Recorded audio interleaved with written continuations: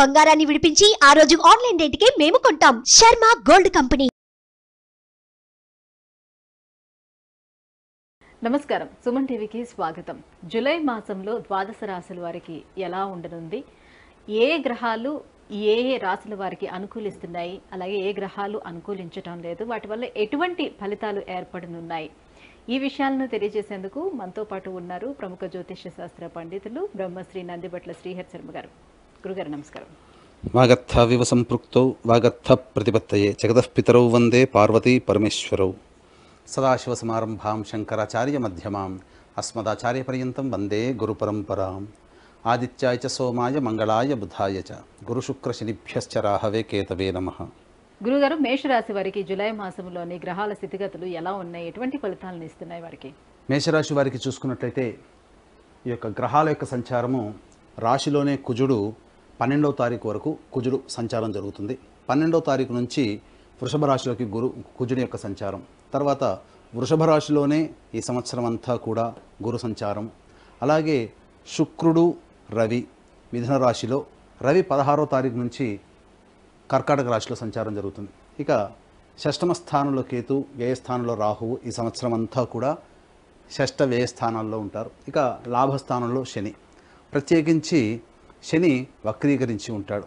కాబట్టి కొంత ప్రత్యేకమైనటువంటి ఫలితాలు ఈ మేషరాశి వారికి ఉండబోతున్నాయని చెప్పవచ్చు. ఇక గమనించుకున్నట్లయితే ఈ యొక్క గ్రహాల యొక్క సంచార ప్రభావము చక్కగా శుభ అశుభ మిశ్రమైనటువంటి ఫలితాలు పొందుతారని చెప్పవచ్చు. ముఖ్యంగా ప్రథమార్థం ఈ యొక్క జూలై నెలలో మొదటి 15 రోజులు యోగదాయకముగా, తర్వాత కొంత మిశ్రమ ఫలితాలు అనగా అశుభ ఫలితాలు ఎక్కువగా ఉండడం అనేటువంటిది జరుగుతుంది. అయితే వీక్షిస్తున్నటువంటి సుమన్ టీవీ ప్రేక్షకులు గమనించాల్సిన అంశం ఏంటంటే, ప్రధానంగా ఆనందాతి యోగము అనేటువంటిది ఈ యొక్క కుజగ్రహ సంచారం రాశిలోనే సంచారం జరుగుతున్నటువంటి కారణం చేత 1, 2, 5, 6, 12, 13, 14, 15, 16, 22, 23, 24, 25 తేదీలలో యోగదాయకమైనటువంటి ఫలితాలు పొందుతారు. ముఖ్యంగా ఈ యొక్క మేషరాశిలో జన్మించినటువంటి వారికి రావాల్సినటువంటి రాణి బాకీలు కానీ, లేకపోతే ధనపరముగా మీరు ఏదైనా పని చేసినప్పుడు, వ్యాపారాన్ని ప్రారంభించినప్పుడు మంచి సమయంగా ఏదైనా చెప్పవచ్చు అనంటే మీకు 12, 13, 14 తారీఖుల్లో మరియు 15, 16 తారీఖుల్లో, ఈ యొక్క 12, 13, 14, 15, 16 తారీఖుల్లో ఈ మేషరాశిలో జన్మించినటువంటి వారికి విశేష ధనప్రాప్తి కలుగుతుంది. ముఖ్యంగా ధనానికి సంబంధించినటువంటి సమస్యలు తీరుతాయి, రాణి బాకీలు వసూలు చేసుకునేటువంటి అవకాశం ఎక్కువగా ఉంటుందని చెప్పవచ్చు. అయితే ప్రధానంగా ఈ 12వ తారీఖు లోపల రవి తృతీయ సంచార ప్రభావం వలన అధికారుల యొక్క మన్ననలు పొందడం, లేదా అనుకున్న చోటికి బదిలీలు జరగడం అనేటువంటిది జరుగుతుంది. ఇంకా విశేషంగా చెప్పవలసి వచ్చినట్టే అధికారుల యొక్క అనుగ్రహానికి గురై మీకు పదోన్నతి లభించేటువంటి అవకాశాలు కూడా ఉంటాయి, లేదా నూతన ఉద్యోగ ప్రయత్నానికి సంబంధించి చేయ ప్రయత్నాలన్నీ కూడా ఈ యొక్క 12, 13, 14, 15, 16 తారీఖుల్లో చేసినట్లయితే తప్పకుండా మంచి శుభ ఫలితాలు పొందుతామని చెప్పవచ్చు. అయితే ప్రధానంగా ఈ యొక్క చంద్రగ్రహ సంచారము ఈ 3, 4 తారీఖుల్లో కొంత ధన నష్టం అనేటువంటిది జరుగుతుంది. ముఖ్యంగా ఈ 3, 4 తారీఖుల్లో మరియు చూసుకున్నట్లయితే 26, 27 మరియు 7, 8, 9 తారీఖుల్లో ఈ యొక్క గ్రహ సంచారం అనుకూలంగా లేని కారణం చేత ఇబ్బందికర పరిస్థితులు అనేటువంటివి ఉంటాయి.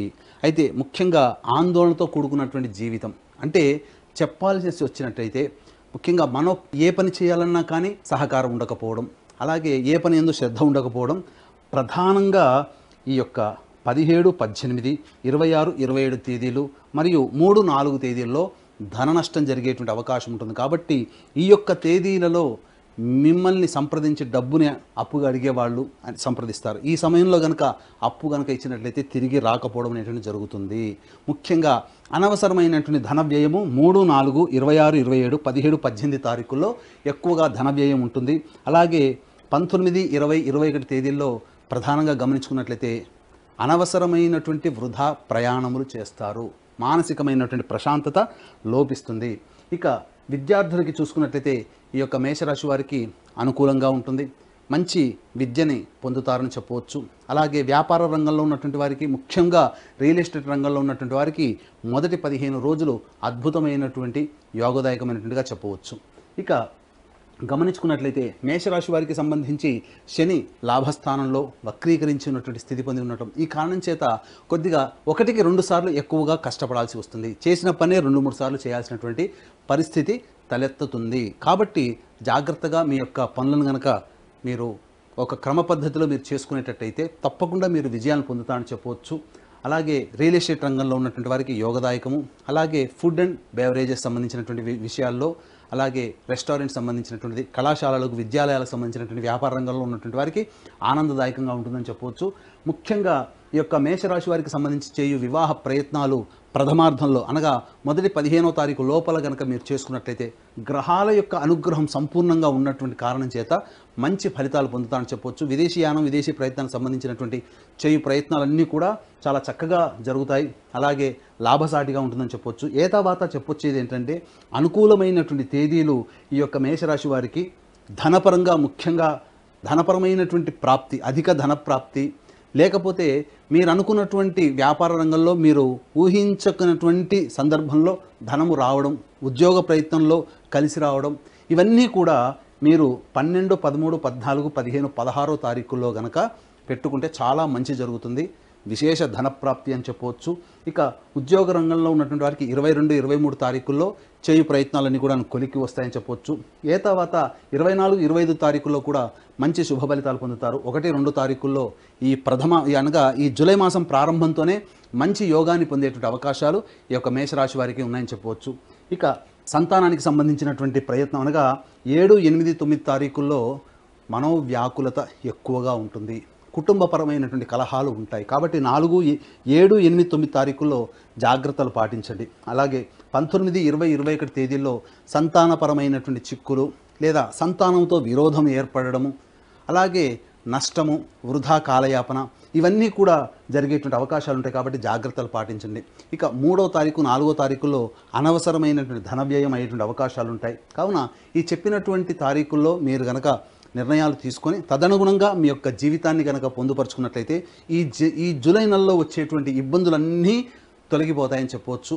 అలాగే ప్రధానంగా వీక్షించేటువంటి సుమన్ టీవీ ప్రేక్షకులు కూడా గమనించాల్సిన అంశం ఏంటంటే ఈ యొక్క గురు పౌర్ణమి సందర్భంగా జూలై 21వ తారీఖు రోజున దక్షిణ కైలాసంగా పిలువబడేటువంటి శ్రీకాళహస్తిలో ప్రత్యేకించి విద్యార్థుల కోసం, ఎందుకంటే దక్షిణామూర్తి ఉన్నటువంటి క్షేత్రం కాళహస్తి కావున ఈ యొక్క విద్యార్థుల కోసం దక్షిణామూర్తి హోమము, సరస్వతి హోమంతో పాటు వివాహము, ఉద్యోగము, సంతానము, దాంపత్యం, అనారోగ్య సమస్యల నివారణకి 18 రకాల హోమాలతో పాటు వృషభ, మిథున, కర్కాటక, సింహతుల, వృశ్చిక, మకర, కుంభమీన రాశిలో జన్మించినటువంటి వారికి శనిదోష పరిహారార్థమే శనీశ్వర హోమం, అలాగే అఘోర పాశుపత మంత్ర హోమంతో పాటు విశేషంగా రాహుకేతుల పూజ ఈ యొక్క శ్రీకాళహస్తి క్షేత్రంలో జూలై 21వ తారీఖు రోజున మా ఆధ్వర్యంలో జరుగుతున్నాయి. కేవలం 1500 రుసుము చెల్లించినట్లయితే మీ గోతనామాలు నమోదు చేసుకుంటారు.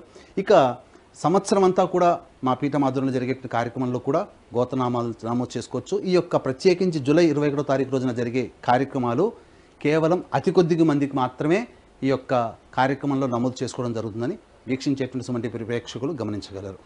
గురుగారు ద్వితీయ స్థానంలో గురువు ఉన్నారు కాబట్టి వాళ్ళకి గృహయోగం ఉండే అవకాశం ఎంతవరకు ఉంది? ఈ నెలలోని ప్రయత్నాలు చేసుకోవచ్చు అంటారా? అలాగే పరిహారాలు కూడా ఏం పాటించుకుంటే వాళ్ళకి ఇంకా మరి శుభదాయకంగా ఉంటుంది? మేషరాశి వారికి ద్వితీయ గురు సంచారము యోగదాయకంగా ఉంటుంది. కాకపోతే రాశ్యాధిపతి అయినటువంటి కుజుడు ప్రధానంగా 12వ తారీఖు నుంచి ప్రవేశం చేస్తున్నటువంటి కారణం చేత చేయు ప్రయత్నాల్లో కొన్ని ఇక్కట్లు తప్పవు.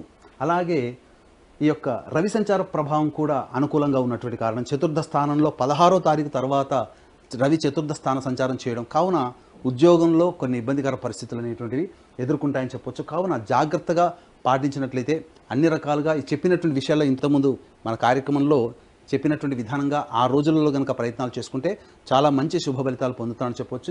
తర్వాత ఈ యొక్క మేషరాశిలో జన్మించినటువంటి వారికి సమస్యలు తీరాలి అన్నప్పుడు ప్రతిరోజు కూడా రావి చెట్టు చుట్టూ నారాయణాయ నమః అంటూ 27 ప్రదక్షిణలు చేసి తూర్పు వైపున కూర్చొని విష్ణు అష్టోత్తరం 3 సార్లు పారాయణం చేసి వెంట తెచ్చుకున్నటువంటి రాగి చెంబులో నీటిని ఆ రావి చెట్టు మొదట్లో వేసి వెంకటేశ్వర స్వామికి అర్చన జరిపించుకోండి. ఈ విధంగా ఒక 11 రోజుల పాటు చేయండి. తప్పకుండా మీకున్నటువంటి సమస్యలు పరిష్కారం అవుతాయని చెప్పడంలో ఏమాత్రం సందేహం లేదు. గురుగారు, జూలై మాసంలో మేషరాశి వారికి ఎలా ఉండనుంది, ఎటువంటి పరిహారాన్ని పాటించుకోవాలి, ఈ విషయాన్ని తెలియజేసినందుకు ధన్యవాదాలండి. సర్వం శ్రీ ఉమామహేశ్వర పరబ్రహ్మార్పణమస్తు.